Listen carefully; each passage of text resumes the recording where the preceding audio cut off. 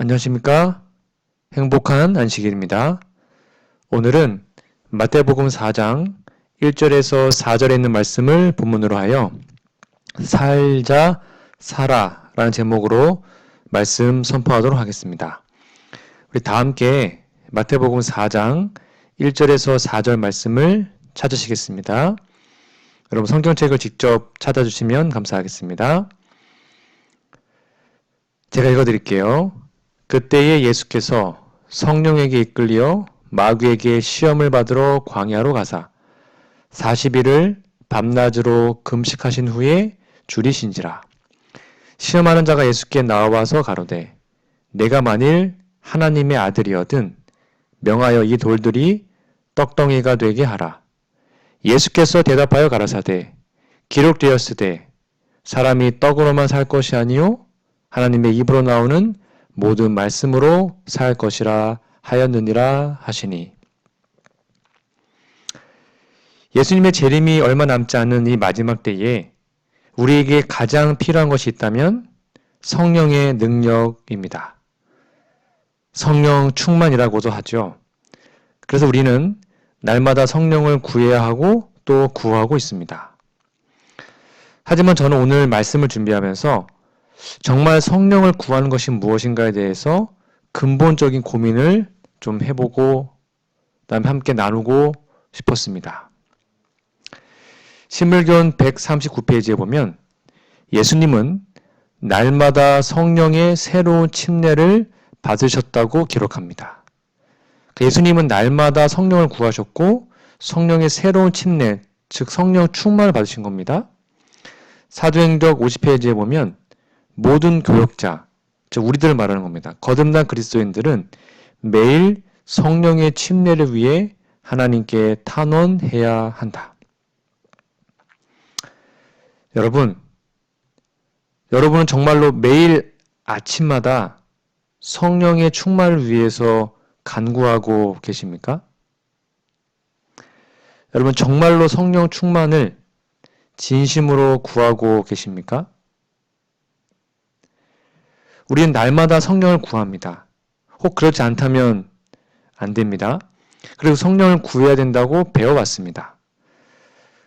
그런데 정말로 성령을 구하는 것이 무엇인가에 대해서는 잘 모릅니다. 많은 성도님들이 무작정 성령 충만을 위해서 기도합니다. 그런데 정말로 성령 충만하면 내 삶이 어떻게 변한지에 대해서는 거의 생각하지 않는 것 같습니다. 저도 지금까지 무작정 성령 충만을 위해서 많이 기도했던 것 같습니다. 그냥 목회자이기 때문에 어느 누구보다도 성령 충만해야 된다고 믿고 있기 때문이죠. 여러분께 다시 한번 질문 드릴게요. 여러분 진심으로 성령 충만하게 되기를 원하십니까? 그렇다면 성령 충만하게 된다면 우리의 삶은 어떻게 변할까요? 많은 분들은 성령 충만하면 항상 기쁘고 생활이 편해지고 아프지 않고 좋은 일이 많이 생기고 시험이 전혀 없고 그런 상태가 된다고 착각하는 것 같습니다. 그런데 놀랍게도 오늘 본문 말씀에는 예수님께서 성령 충만하니까 어떤 결과가 있었어요? 성령께서 예수님을 광야로 이끌어 갔다고 기록합니다. 다시 한번 마태복음 4장 1절을 좀 볼게요. 성령 충만의 결과입니다. 그 후 예수님께서는 성령에게 이끌려 광야로 가셔서 마귀에게 시험을 받으셨습니다. 쉬운 번역이었고요. 오늘 본문 다시 읽어드릴게요. 그때 예수께서 성령에게 이끌리어 마귀에게 시험을 받으러 광야로 가사. 위의 사건을 마가복음 1장 12절은 좀 더 강한 모습으로 표현하고 있습니다. 성령이 곧 예수를 광야로 몰아내신지라. 여러분도 이상하지 않습니까? 성령 충만하니까 예수님을 성령께서요, 좋은 곳, 좀 편안한 곳으로 데려가는 것이 아니었고요. 광야로 데려갔어요. 그리고 그 광야에서 잘 먹고 잘 살고 건강하게 소위 말하는 웰빙, 삶을 산 것이 아니었고 예수님은 성령 충만하시니까 40일 동안 아무것도 먹지 못하는 극기의 삶을 사셨습니다. 성령 충만하니까 예수님은 금식하셨고 성령 충만하니까 사탄이 예수님을 가만히 두지 않고요. 가장 이기기 어려운 시험, 그런 시험을 가지고 왔다는 것을 우리는 주목해야 합니다. 여러분, 이 모든 것이 바로 성령 충만의 결과였습니다. 정리하면 광야로 내몰리는 삶, 죽기 직전까지 금식 기도하는 삶, 그리고 사탄의 온갖 공격과 시험을 받는 삶, 그것이 바로 성령 충만의 결과였습니다. 우리가 오늘날 생각하는 성령 충만의 결과와 삶과는 많이 다른 것이죠. 그것이 바로 예수님의 성령 충만의 모습이었어요.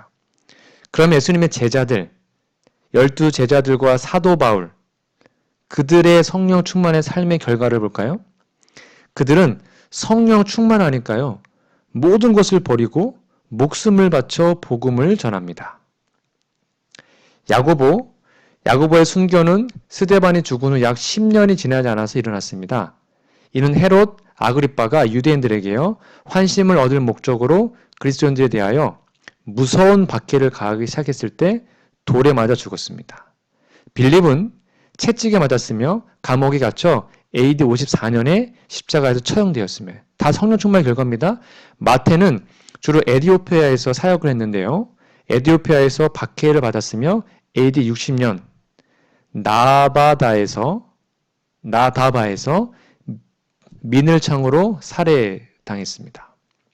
작은 야고보는 94세 때 유대인들에게 구타당하고 돌로 맞아서 뇌 손상을 입고 순교했습니다. 마띠아는 예루살렘에서 돌매질을 당하였으며 참수형을 당하고 순교했습니다. 안드레는 많은 아시아 국가에게 복음을 전파했는데요. 십자가에서 처형되었는데 땅에서 십자가의 두 끝을 수직으로 못 박혀 죽었다고 합니다. 마가는 알렉산드리아 사람들에 의해서 무자비하게 처형 방법으로 몸이 찢기며 그의 생을 마감했습니다. 베드로는 거꾸로 십자가에 못 박혔습니다. 그는 이렇게 주님과 같은 자세로 죽을 만큼 자신이 고귀하다고 생각하지 않았다고 전해집니다. 사도 바울은 네로의 박해 아래에서 순교당했죠. 로마 병사들에 의해서 바울은 마을박 사형 집행장으로 끌려갔고 그곳에서 바울은 기도를 마치고 칼에 목이 베어 순교당했습니다.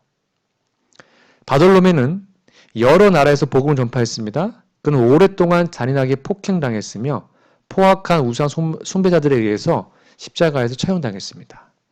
도마는 인도에서 복음을 전했고 이곳에서 이교도 제사장들에게 경록히 했대요. 그래서 창으로 몸이 관통되어 죽었습니다. 누가는 그리스의 우상 숭배 제사장들에게 올리브 나무에 목이 매달려 순교당한 것으로 추정된다고 합니다. 여러분, 이 모든 것은 12 제자들이 성령이 충만해지자 나타났던 그들의 삶의 열매였습니다. 12 제자의 삶의 영상을 한 4분짜리 영상을 먼저 보고 말씀을 이어가도록 하겠습니다.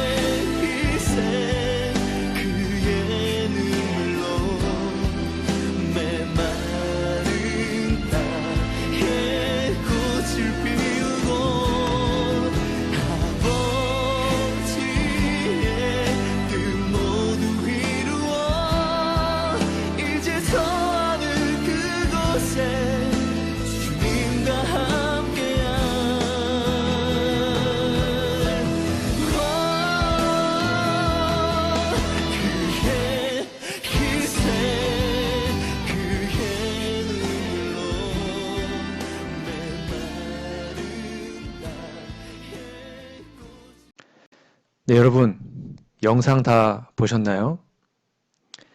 자, 여러분께 다시 한번 질문 드리겠습니다. 여러분 진심으로 성령 충만하게 되기를 원하십니까? 지금 봤던 모든 영상과 내용들이 성령 충만의 결과였습니다. 여러분 진심으로 성령 충만하게 되기를 원하십니까?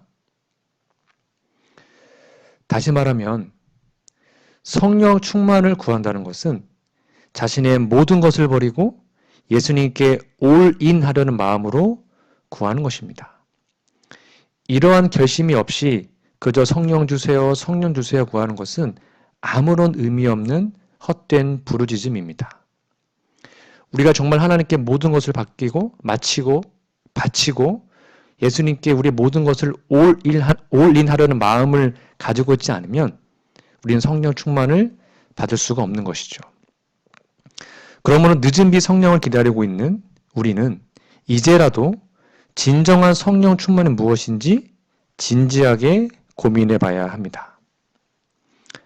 성경에는 예수님의 길을 준비했던 침례 요한이 물로 침례를 주었다고 기록합니다. 마태복음 3장 11절 말씀입니다. 나는 너희로 회개케 하기 위하여 물로 침례를 주거니와 내 뒤에 오시는 이는 나보다 능력이 많으시니 나는 그의 신을 들기도 감당치 못하겠노라. 그는 성령과 불로 너희에게 침례를 주실 것이요. 그러나 예수님께서 오늘 우리에게 주시고자 하는 침례는 물의 침례가 아닙니다. 우리는 다 물의 침례를 받았으니까요. 그것은 바로 성령과 불의 침례를 의미합니다.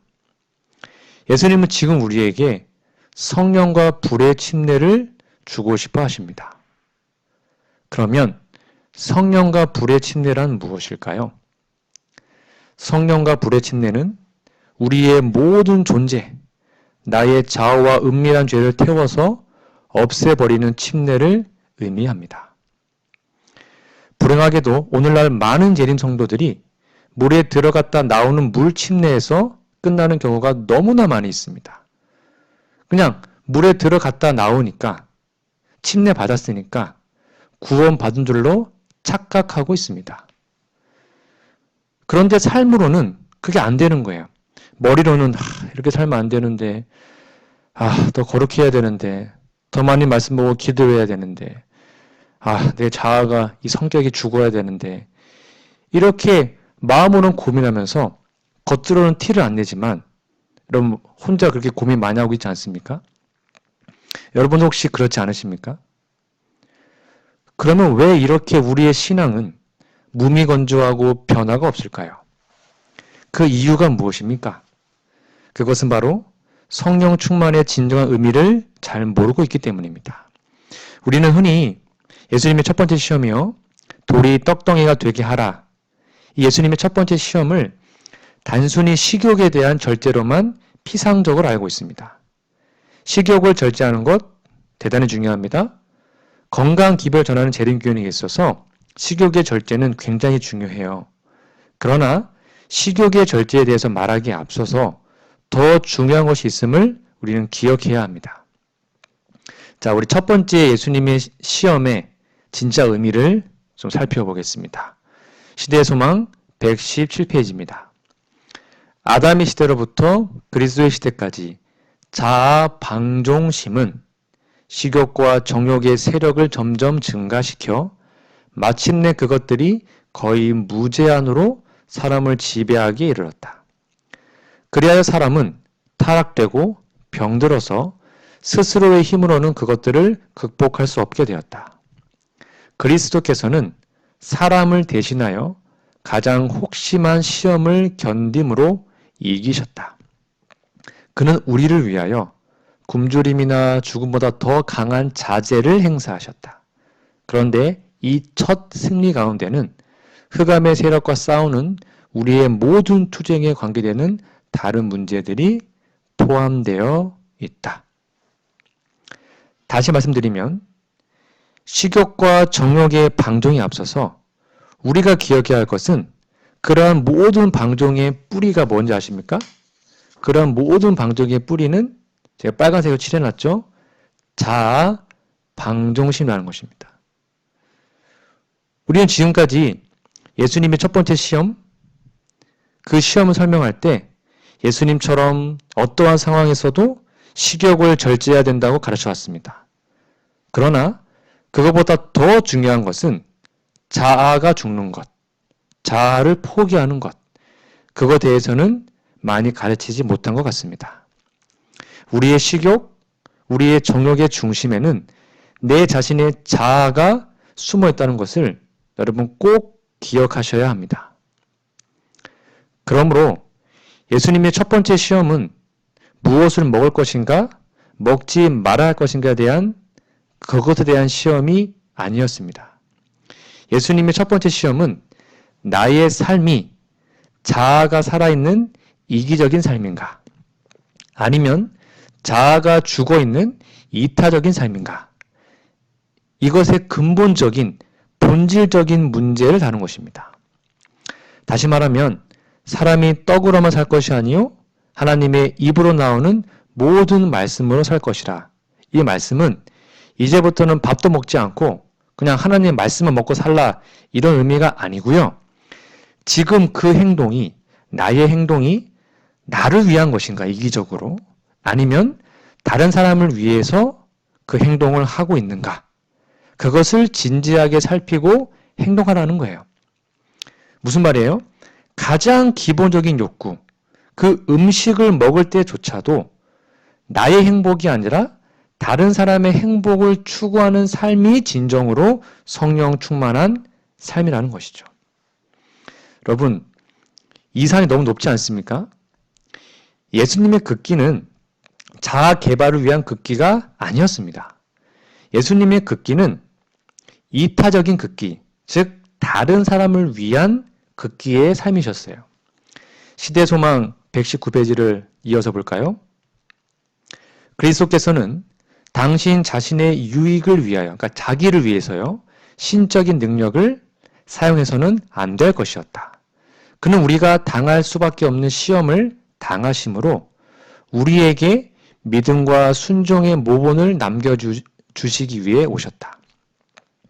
이 경우에서나 또는 그 후 그의 지상생의 어떤 때에도 그는 자기 자신의 유익을 위하여 이적을 행하지 않으셨다. 이게 포인트입니다. 그의 놀라운 사업들은 모두 다른 이들의 유익을 위한 것이었다.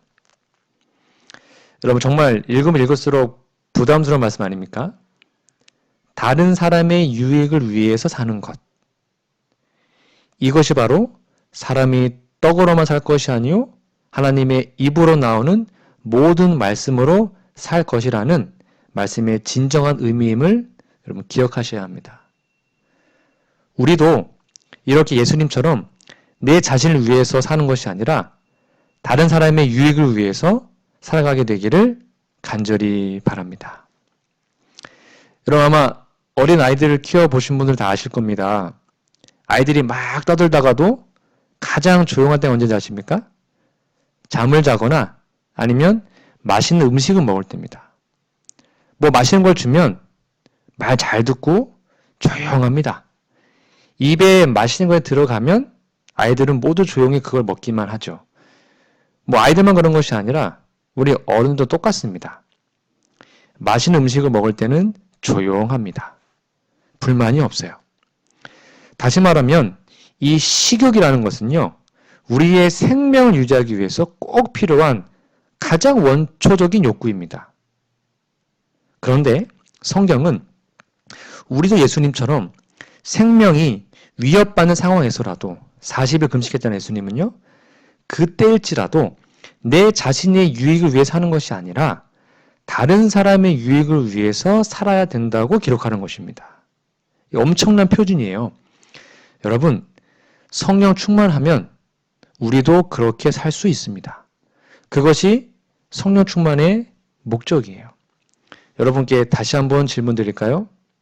여러분 부담스러우시죠? 여러분 진심으로 성령 충만하게 되기를 원하십니까? 우리는 물질에 의존하는 사람들이지만 우리가 그리스도인이라면 비물질적인 무엇인가에 대해서 질문을 해야 합니다. 무엇을 먹느냐, 어떻게 먹느냐라는 원초적인 질문이 아니라 내가 왜 먹고 있지? 라는 근본적인 질문을 해야 되는 것입니다. 사단은 끊임없이 우리에게 이렇게 얘기합니다. 인생의 문제는 결국 먹고 사는 문제이지 않느냐. 다 먹고 살자고 하는 건데 뭐 그리 열심히 하냐. 지금 그렇게 하나님께 헌신하면 먹고 사는데 지장이 있지 않겠냐? 그러니 적당하게 너 자신의 유익을 위해서 살아라. 이것이 돌이 떡이 되게 하라는 말에 깔려있는 의미입니다. 이것이 바로 사단이 예수님께 했던 시험이에요. 너 자신을 위해서 살아라. 네가 만약 하나님 아들이거든 명하여 이 돌들이 떡덩이가 되게 하라. 너 지금 배고프지 않냐? 너 자신이 먼저 살아야 되지 않겠냐? 그래야 다른 사람도 도울 수 있는 거 아니야. 그러니까 네 자신을 먼저 살펴라. 이것이 바로 사단의 시험이었어요. 우리는 지금도 이러한 사단의 유혹에 자주 속고 있습니다. 내 자신을 위해서 먼저 사는 것. 만약 그렇다면 예수님의 대답을 한번 들어보시기 바랍니다. 예수님 뭐라고 하셨어요? 마태복음 6장 23절입니다. 26절. 공중의 새를 보라. 심지도 않고 거두지도 않고 창고에 모아들이지도 아니하되 너희 천부께서 기르시나니 너희는 이것들보다 귀하지 아니하냐. 28절입니다. 또 너희가 어찌 의복을 위하여 염려하느냐? 들의 백합화가 어떻게 자라는가 생각하여 보라. 수고도 아니하고 길쌈도 아니하느니라. 무슨 말이에요? 이런 것, 먹고 사는 것, 나 자신을 위해서 걱정하지 말아라. 이것은 다 하나님께서 책임져 준다라고 말씀하고 있습니다. 여러분이 만약에 자녀가 있는데요.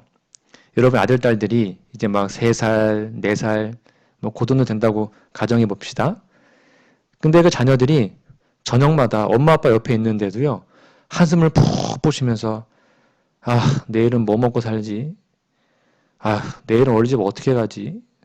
나 용돈도 없는데. 활동비 어떻게 내지? 학비 어떻게 내지? 막 그러고 있으면 여러분 부모님 마음이 어떨까요? 아니 엄마 아빠 옆에 있는데 엄마 아빠가 돈을 다 대주는데도 한숨 푹푹 쉬면서 고민하고 있으면 그런 자녀들을 본다면 부모님 마음 얼마나 마음이 아프겠습니까? 다시 말씀드립니다. 하나님의 백성들은 먹고 사는 것 때문에 고민하면 안 됩니다. 하나님의 백성은 먹고 사는 것 때문에 고민하면 안 됩니다. 하나님은 먹고 사는 것 때문에 고민하는 우리들에게 이렇게 말씀하세요. 시대의 소망 121페이지입니다. 여러분 잘 보세요. 사람이 떡으로만 살 것이 아니요 하나님의 입으로 나오는 모든 말씀으로 살 것이다.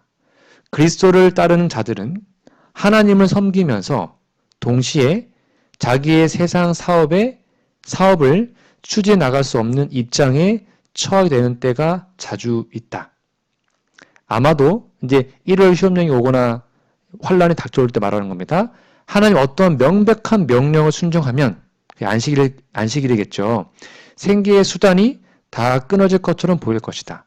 즉 안식일을 일하지 않으면 굶어 죽은 것처럼 보이는 거예요. 그때 사단은 말합니다. 사단은 그러하여금 자신의 양심적인 신념을 희생시킬 도리밖에 없다고 믿게 만들려 할 것이다. 그러나 이 세상에서 우리가 의지할 수 있는 오직 한 가지는 하나님의 말씀이다. 이어서 볼까요? 너희는 먼저 그의 나라와 그의 의를 구하라. 그리하면 이 모든 것을 너희에게 더하시리라. 이 세상에서라도 하늘에 계신 우리 아버지의 뜻에서 이탈하는 것은 우리에게 유익하지 않다. 우리가 하나님 말씀의 능력을 깨닫게 될 때에 우리는 식량을 구하거나 먹고 사는 겁니다.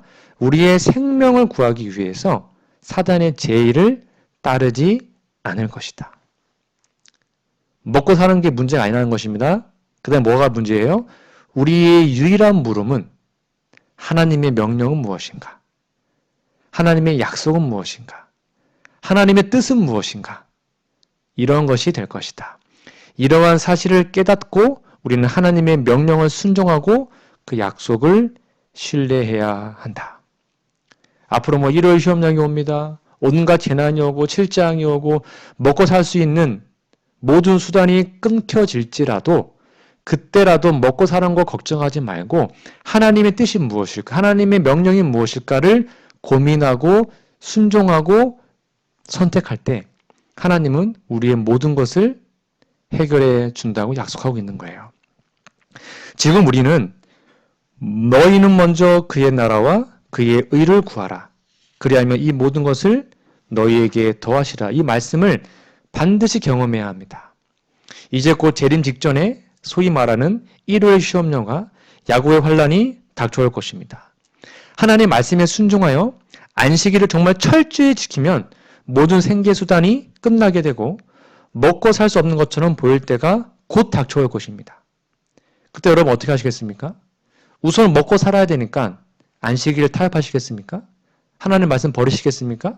아니면 먼저 그의 나라와 그의 의를 구해서 모든 것을 공급하시는 하나님을 경험하고 믿으시겠습니까?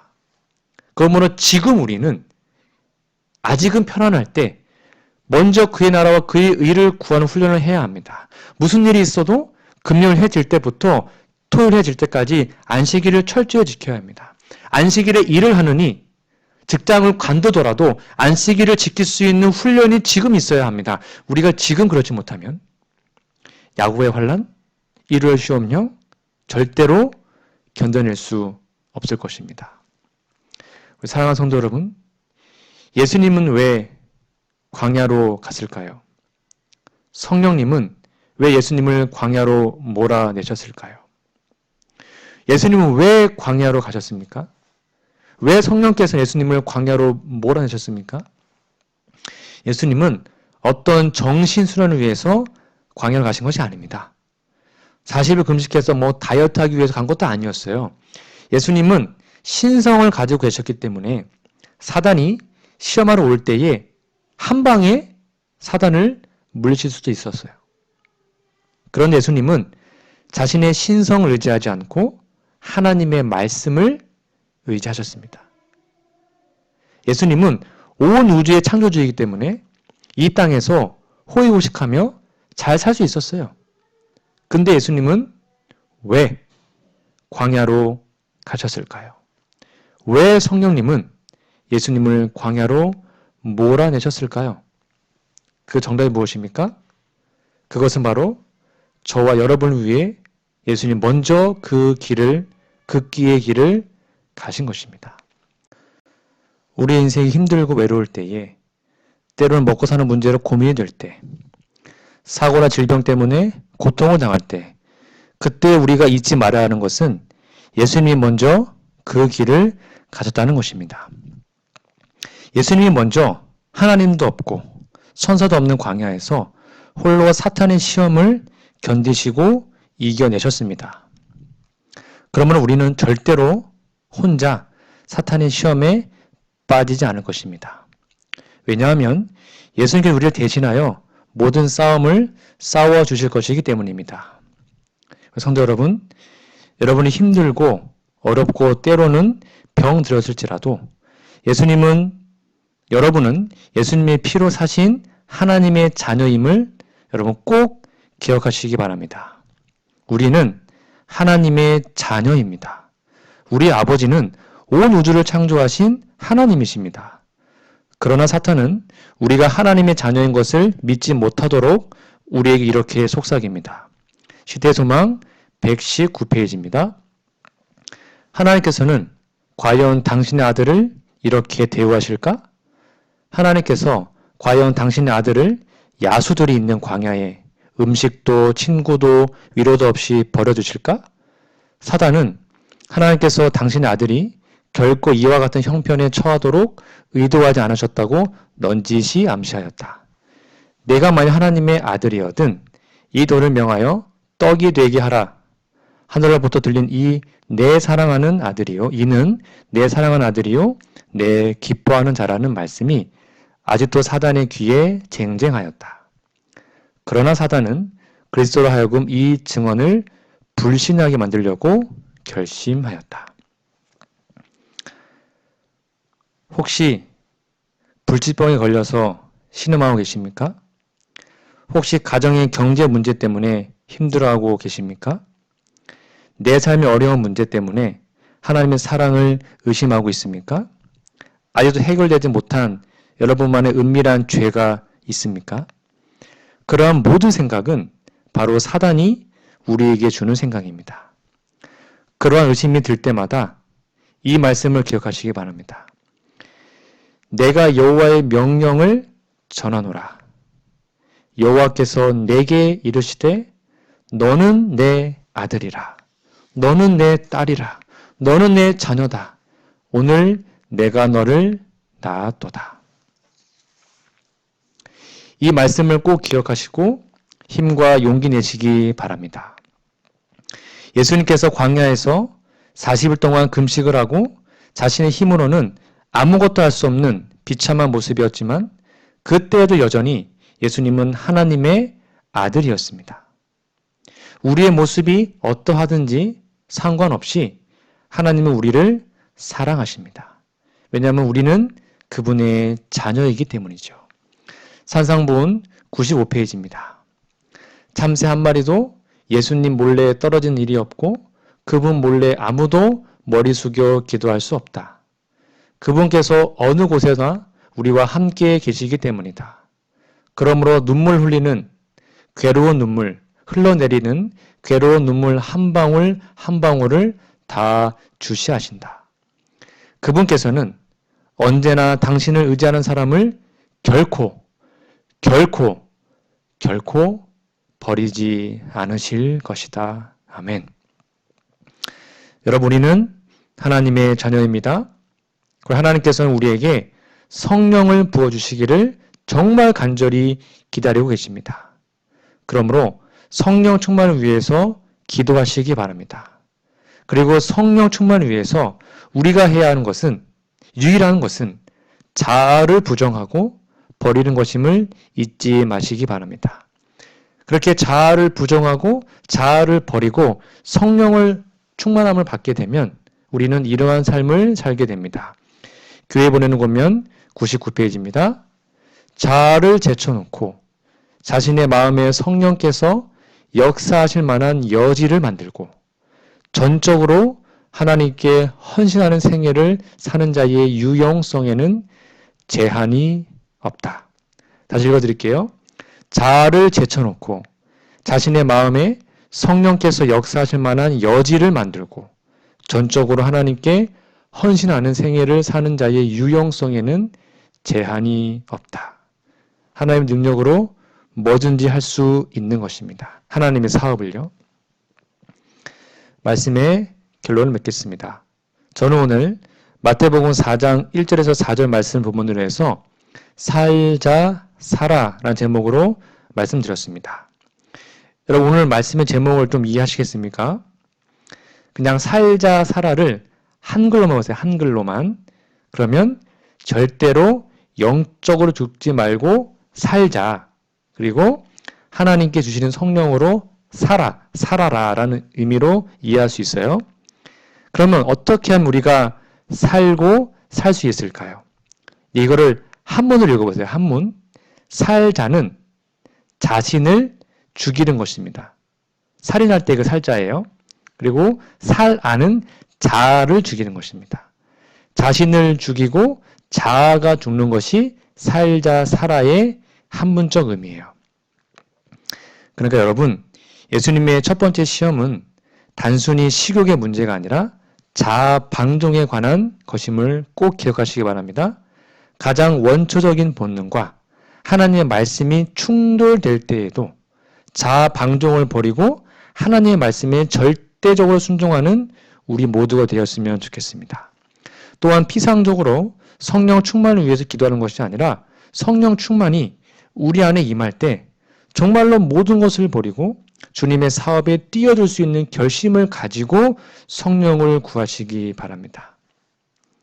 그것이 바로 진짜 성령 충만을 받을 수 있는 방법입니다. 날마다 살자, 자신을 죽이고 자아가 죽는 경험을 하여서 우리의 영적으로 살고 또 사는 우리 모두가 되기를 간절히 바라며 오늘 말씀을 마치도록 하겠습니다. 다 함께 기도하겠습니다. 하나님, 우리 아버지, 오늘 말씀처럼 우리의 자아와 우리의 모든 것들이 날마다 죽고 주님 안에서 감추어지는 경험을 하도록 도와주시고 우리의 빈 마음에 성령을 부어주셔서 이제 진짜 성령 충만한 삶이 무엇인지 경험하는 우리 모두가 될 수 있도록 도와주시기를 예수님의 이름으로 기도합니다. 아멘.